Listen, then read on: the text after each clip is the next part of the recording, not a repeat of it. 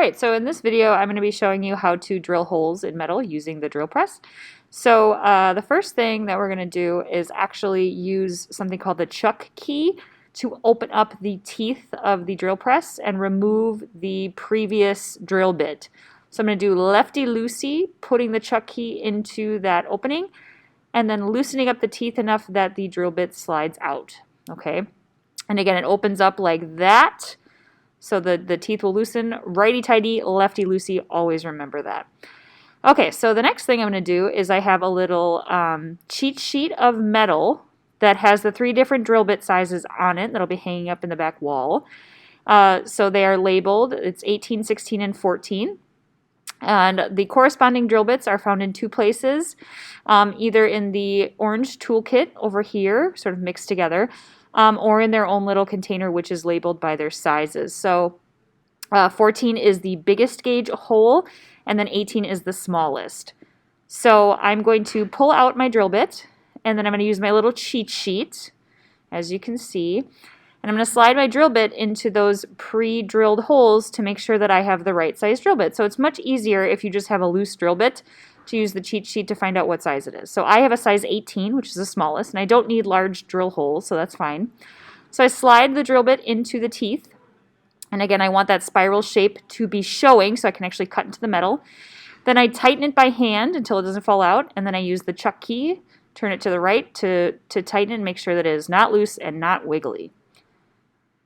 Okay, so now I am going to take my metal and I am going to use an awl to create 3 impressions in my main shape and then 1 impression in the middle. So the red awl is the corresponding size to my 18 or my 16 gauge drill bit. And I'm going to take a ball peen hammer and a steel block and put my metal on the steel block, line up the awl to the middle where I want to drill the hole, and just give it a quick tap with the flat end of the ball peen hammer. You're not trying to dent it a lot, you just want a little bit so that that drill bit can catch and you can drill the hole. So I've made my 3 impressions here, and then 1 I'm going to put right in the middle in that small spot to make sure I get that hole too.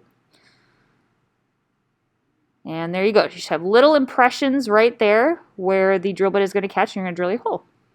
So I'm going to put my piece of metal on that wood block, and you can adjust the size if it's too far away, making it closer. I could show you that in person.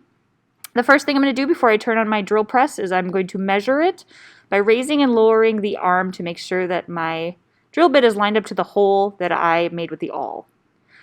Then I'm going to turn on the drill, making sure that my fingers are away from it, and I'm slowly going to pull down the arm, lowering that drill bit, holding on to my metal at the same time, and going all the way through the metal until I see just a little bit of that wood. And then I'm going to turn off the drill and pop it out. And there's my hole. So on the back of the metal, there are very sharp pieces of metal from drilling. So I'm going to take a file from my toolkit, and I'm just going to file those down right away. It could be a flat file, a round file. I just want to make sure that I'm not going to cut myself on those little burrs that are left behind from the drill. So just a quick couple strokes of the file and it's done. So how do I cut out the inside after I've drilled all the holes?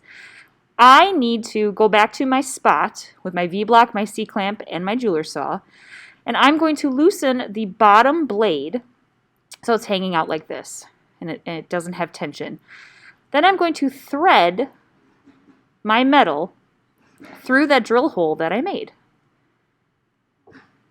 And here comes the tricky part. Sometimes depending on your metal you might need a partner to help you with this, or a teacher. So it's loose, and I want to make sure that I have tension again so that the blade doesn't snap and isn't sagging. So I'm going to press and give it some tension and then tighten that bottom one again so my metal is hanging right on my blade. And now I can cut the inside. Again, keeping it nice and straight, up and down, making sure it's not loose, not putting a ton of pressure, and going with the shape, making sure I cut that all out.